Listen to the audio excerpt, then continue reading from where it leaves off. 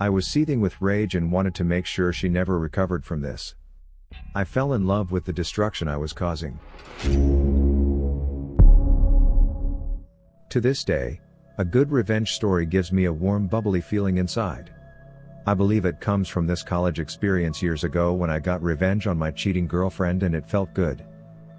This is such a typical story of while fighting monsters, I became a monster. I was morphing from generally a good person to a relatively dark evil one. Obviously people have dark moments, but I feel like my personality and psyche has never been the same since this experience. Naturally, viewer discretion is advised.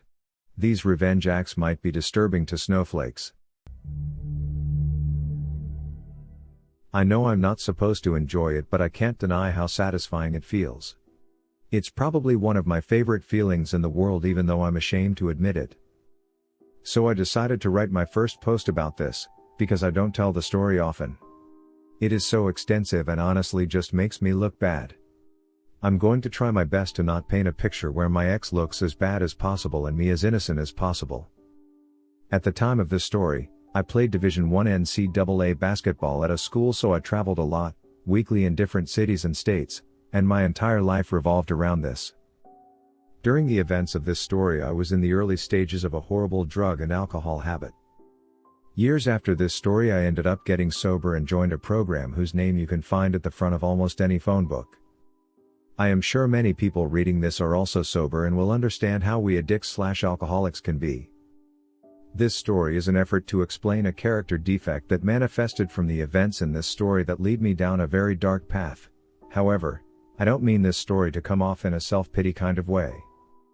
Lastly, I was always a good kid, I was never troubled. My upbringing was very difficult, but I was able to keep an overall kindness in my spirit to other people and almost always did the right thing or took the high road.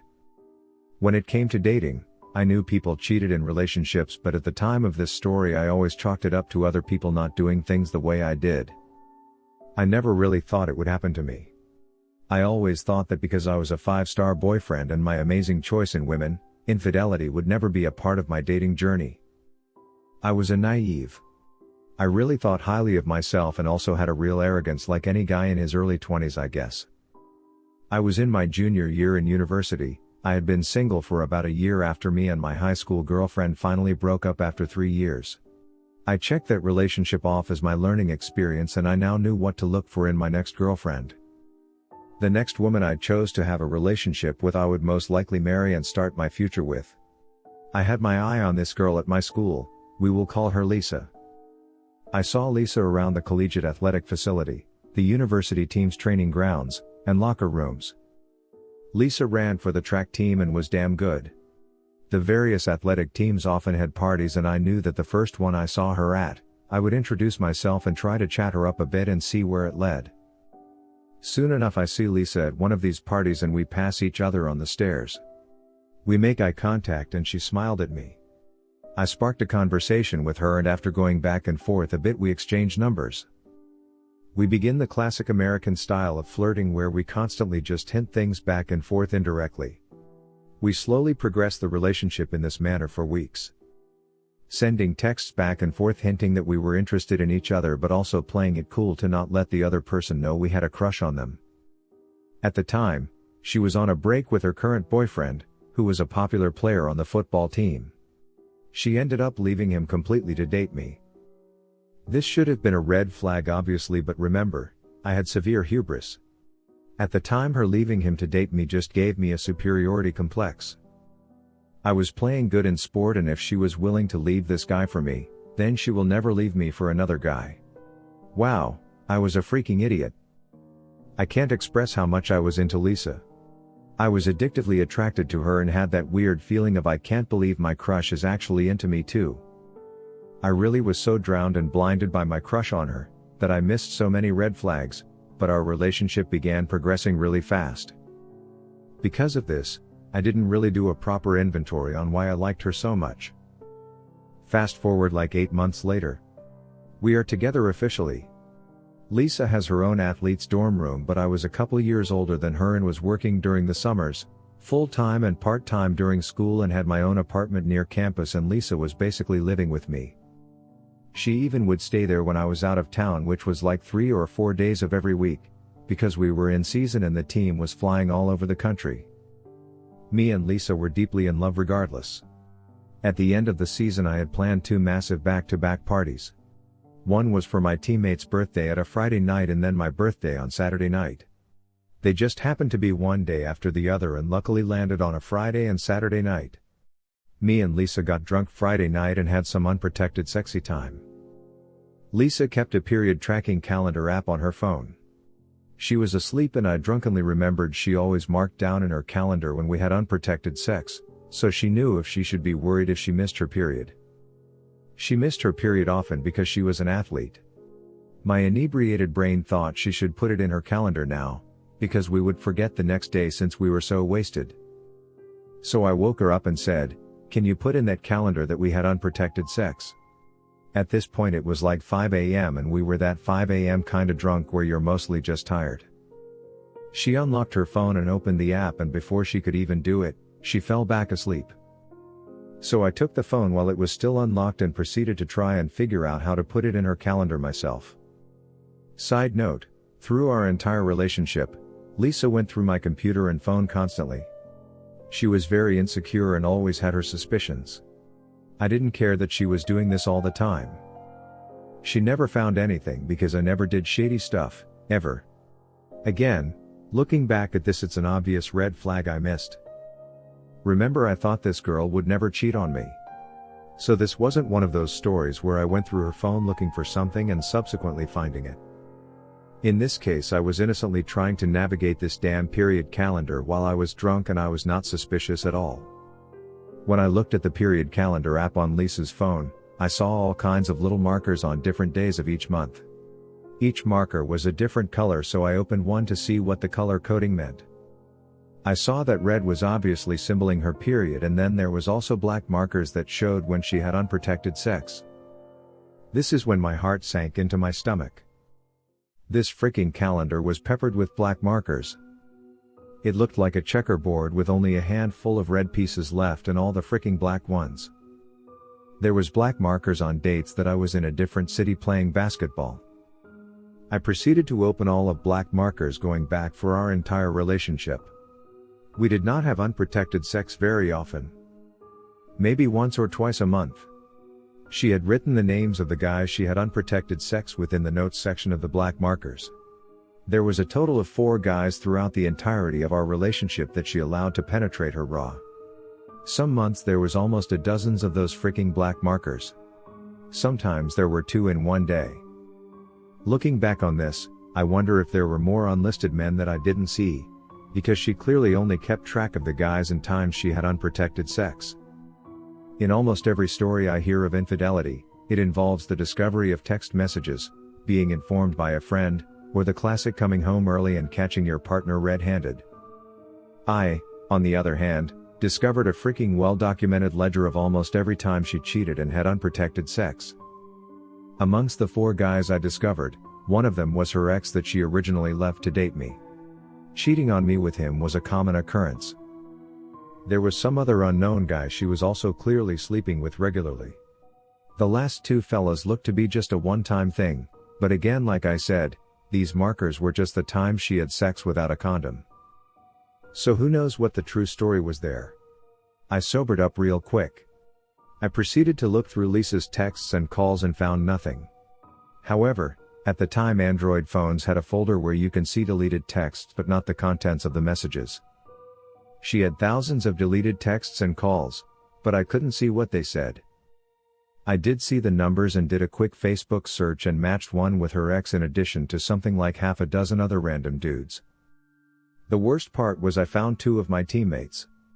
One guy I was actually pretty close with. I just put the phone down after a few minutes. The evidence was overwhelming. The more it seemed to look at the phone, the more my insides began to hurt. I felt so defeated. I can't fully describe the feeling, but I'm sure anyone reading this that caught a significant other cheating knows what I'm talking about. I felt so stupid for trusting her and having no suspicions of her. I couldn't stop thinking about how I regretted all the times that I had an opportunity to cheat and remained faithful to Lisa. I felt like an idiot for not cheating on her when I could have. My loyalty felt like a waste. I know it sounds ridiculous and irrelevant to the fact that she was unfaithful. I think I obsessed over that because if I had cheated as well, I wouldn't have hurt so much in that moment. All I could think about was about how much I was hurt. I would do anything to not feel the pain and embarrassment anymore. I proceeded to leave my apartment and go for a long walk. I had never felt the emotions that were coming up and didn't know how to process them. My ego felt like it was literally dismantled in front of me. I wasn't sure what to do and I was too embarrassed to tell anyone. My sadness quickly turned to anger. I knew I was gonna get my revenge, I just didn't know how yet. I was seething with rage and wanted to make sure she never recovered from this. My roommate/teammate and best friend, who was sleeping on the couch in my living room, we will call him Bono, an Eastern European kid who stood 7 foot tall and was as Russian in demeanor as you can imagine. Bono called me shortly after I started my walk. I answered and he asked where I was. I asked him to keep this between us, and told him what happened. He stays on the phone, goes into my room and I hear him in his Russian accent yell at her, "Yo bitch, you cheated on my boy?" Then I faintly hear her inaudibly say something in the background and him yelling at her to get out of the apartment. After hearing some scuffling, Bono gets back on the line and says, "Yo. She gone, come back and let's talk." I head back home and me and Bono go over what had happened. Things don't get sappy because we are both complete alpha males who both come from cultures where men don't cry and neither of us really knew what to say or do in this situation. He makes his best attempt to comfort me and says, "Tonight is your birthday, we gonna get fucked up and find you some sluts." Frig her. I never liked her anyway. Oh yeah, this day was my birthday. Forgot about that part. Me and Bono go out for breakfast. I am still a little drunk. My phone is blowing up with calls and texts from Lisa. I tell her I saw everything on her phone and I can't stand to speak with her or look at her. She keeps trying to convince me to let her come to my birthday party and I make it clear I don't want her there. She clearly was concerned about exactly what Bono suggested to me earlier when me and him chatted. Lisa's entire reputation and popularity revolved around the fact that she was dating me. I think most people didn't like her in the first place, but put up with her because we were together. She knew that if I acted single at my birthday party and she didn't show up, everyone would know something was askew. I think Lisa was more worried about being embarrassed than our relationship. I don't remember much of what happened that night. But one of my friends sent me a little package for my birthday from California, filled with some really good weed, hash, moon rocks, some pills and the devil's dandruff, and I proceeded to do a glorious swan dive into an intoxicated oblivion. All I remember is sitting on my chair at the pregame for my party. There was 2 girls sitting on the arms of the chair and I still have a photo of that moment and I remember it vividly. We were preparing to head out. I had a few tables downtown at a popular nightclub. The booze and drugs were the only thing that made me feel normal. I had my sunglasses on and clearly had that happy loaded grin on my face. The longer you look at the photo of me on that chair, you can tell I'm hiding a huge amount of hurt. Sitting on that chair, the cocktail of drugs start to take effect. This was the first time I ever used substances not to party but to feel better. To make me feel normal. I remember thinking, I want to feel this way for the rest of my life. I am never going to hurt like that ever again. With drugs, I have control and no one can hurt me again. Oh, how ironic that turns out to be years down the line. I told my teammates and friends that me and Lisa were done when they asked why she wasn't at the party. I didn't tell them why though. I also didn't show them that I was affected by it in any way and just played it cool. I tried to focus everyone on the party ahead of us. So this is one of those revenge stories where it was only half planned. I knew I wanted to get revenge on Lisa for hurting me so much. But I kind of just improvised as opportunities came up. My original kind spirit had died at my birthday on that chair. All my morals went out the window. I never cheated in relationships, therefore I believed I would never get cheated on. I realize now how dumb that is, but that's what I thought at the time. I didn't care what collateral damage I caused, as long as my mission to hurt Lisa as much as possible was accomplished. So continued every day of my life with this new selfish mindset. I was sitting at my computer later that next week skimming Facebook, when I saw the profile of one of her track teammates on my feed. That's when I had my first vengeful idea. I decided I was going to attempt to get her teammates to bite the bait that I was about to cast out into the water. Though I didn't have proof she hooked up with my teammates, she was clearly trying to hide conversations between them. So I was going to see how many people, who are close to her, that I could passionately hug, aka have sexy time with. Luckily I had more options than she had when cheating on me. A women's track team is much larger than a men's basketball team.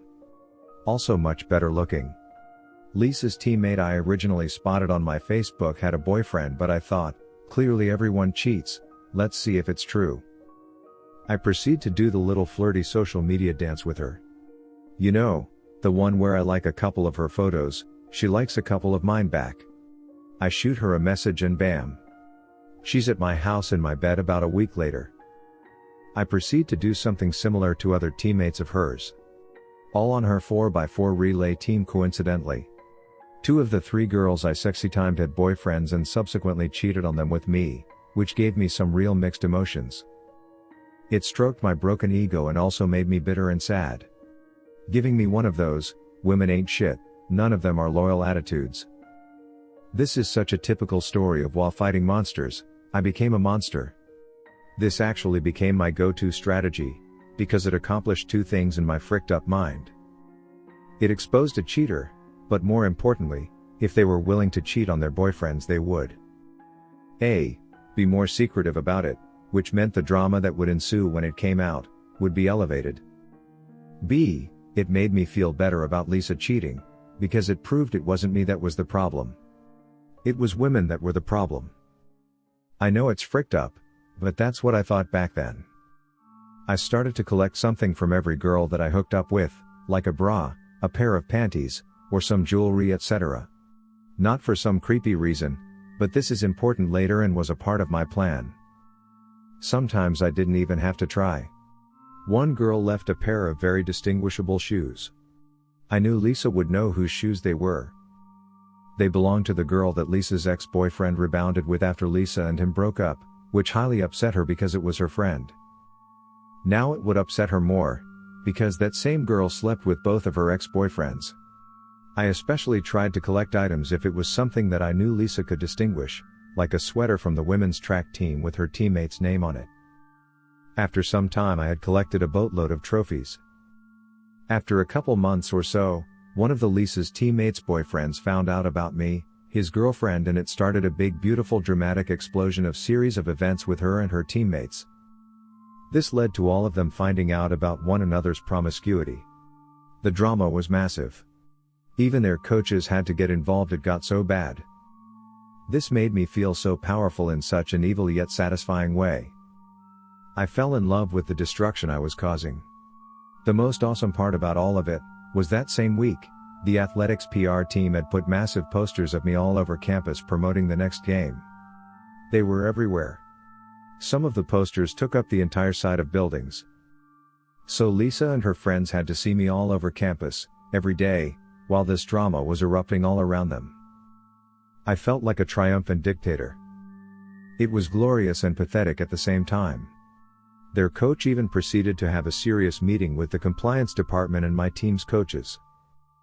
My coaches literally laughed at her, saying, "This seems like an internal issue, but OP hasn't done anything illegal or broken any school policy, so there is nothing we can do." This infuriated the women's track coach. Their team had fallen apart.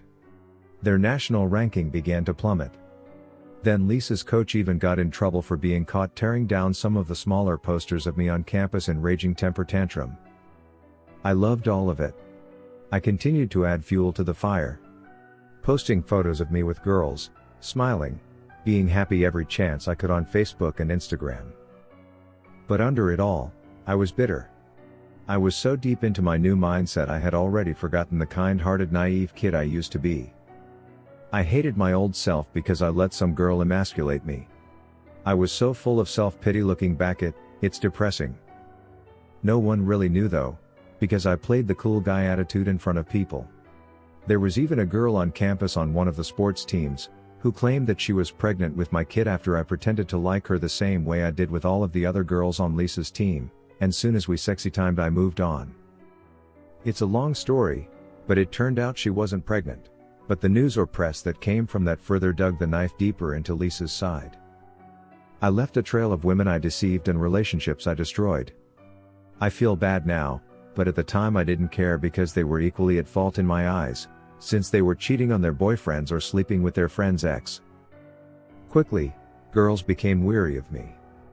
Plus I was running out of potential targets and I was going after girls that weren't even friends or on the track team with Lisa, but were just around her in daily life. For example, her classmates and as well as her own family. I even flirted with her sister who was married with a kid and I almost succeeded. She was down, but her and Lisa's dad found out about it and stepped in and put a stop at all before we could do anything. Her sister was ostracized as the news spread within the family. I wanted Lisa to know I was everywhere and constantly remind her how she fucked up. In my eyes this was all her fault and she unleashed this fury of chaos upon herself. She should never have fucked with me like that. Lisa had to take an extended medical leave because of her depression and mental health issues she was experiencing from the whole situation. She was becoming suicidal. She even had to go on medication and lost tons of weight. She began to look extremely unhealthy. The whole mess was torturing her and the more she hurt the better I felt. At this point I had already inflicted more damage than she did to me, but I had become addicted to the feeling of power. I spent zero time processing my own emotions or moving on from what happened. All I wanted was more revenge and I couldn't stop. After weeks of ignoring Lisa's texts and calls, she finally gets a hold of me by showing up to my apartment unannounced late at night. She was there to pick up some stuff she left from when she lived there to take home. She was actually a local and her parents lived close by. She was still on her medical leave and no longer staying on campus, but rather with her parents. I told her I would bring her stuff to her parents' house that weekend, but I couldn't let her in because I had company. Which I did, but it wasn't one of her teammates or friends, unfortunately. I then took all the items I had collected from all the girls over the weeks. There was probably like 8 or 9 things from different girls including her teammates, and threw their belongings in along with Lisa's stuff into big black trash bags. I took the bags to her house and then called Lisa's dad. I told him I left her stuff on his porch and to inform his demon daughter. Me and Lisa's dad actually really got along and he even took my side after Lisa and I broke up. But after all these events transpired, he obviously had a negative opinion of me. 15 minutes after I get off the phone with Lisa's dad, I get a call from Lisa. I answer because I want to hear her reaction to having all these other girls' trophies mixed in with hers. She was sobbing uncontrollably. It sounded like that half-crying, half-mumbling thing people do when they are hysterical. She wasn't even angry, just desperately begging me to point to stop my tyranny. I just smiled and baked in the glory of hearing her hurt. I responded, "Why were there other guys in our relationship? You mixed them into our relationship like I mixed other girls' trophies into your shit?"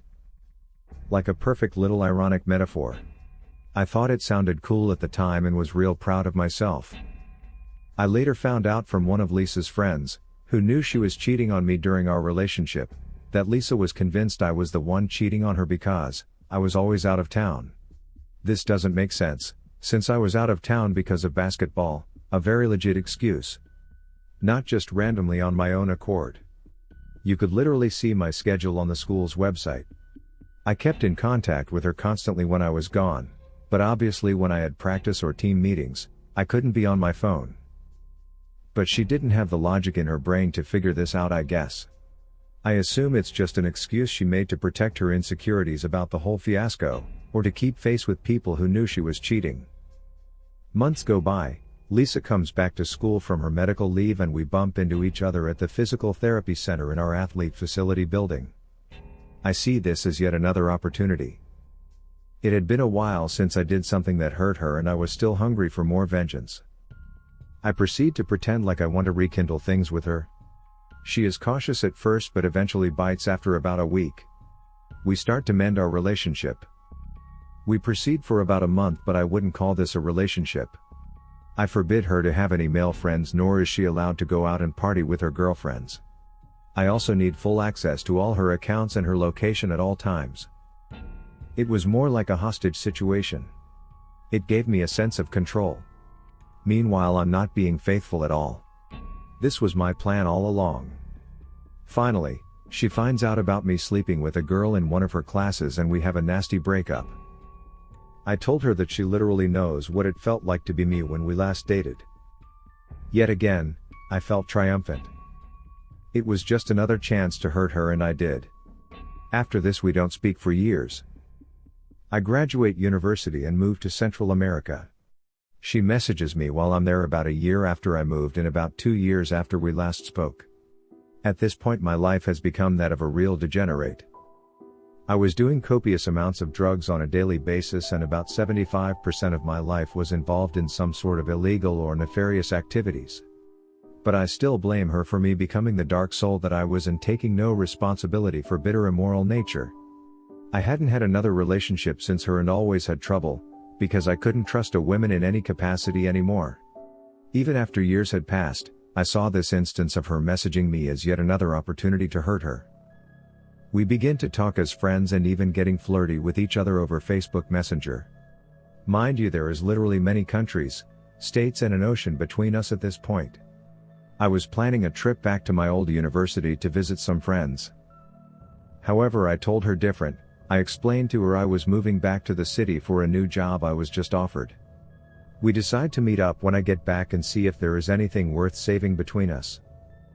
I had put on my best acting hat and try to seem like I've put our past behind us. However, I'm just as vengeful now as I was years ago. She's finishing up her last year at university and I make the trip back to the USA.